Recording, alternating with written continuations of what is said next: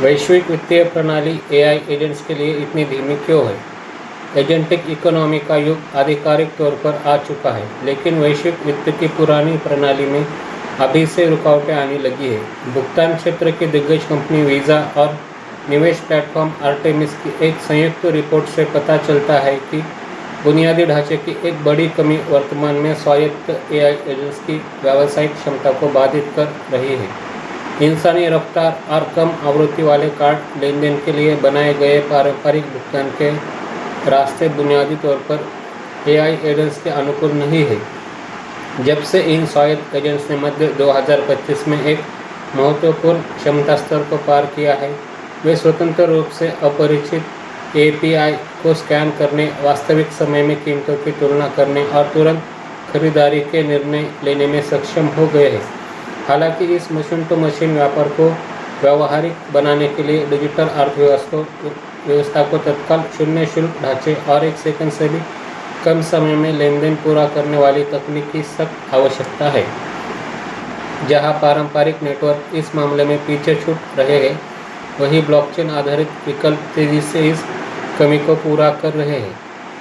Report के अनुसार Coinbase के X402 भुगतान प्रोटोकॉल ने मई 2025 में अपनी शुरुआत के बाद से 10.9 करोड़ से अधिक समयोचित लेनदेन के माध्यम से $1.5 करोड़ की राशि का निपटान किया है, जिसमें अक्टूबर 2025 तक भारी उछाल देखा गया और ये आंकड़ा 3.8 करोड़ मासिक लेनदेन तक पहुंच गया। इसके अलावा ऑस्ट्रेलियाई क्रिप्टो एक्सचेंज स्विफ्ट एक्स का अनुमान है कि एआई सक्षम सूक्ष्म व्यवसाय 2033 तक स्टेबल कॉइन्स के लेनदेन में अतिरिक्त $262 अरब का योगदान दे सकते हैं। बाजार में किसी एक के वर्चस्व की जंग के बजाय भविष्य पूर्ण संयोजन की ओर इशारा करता है।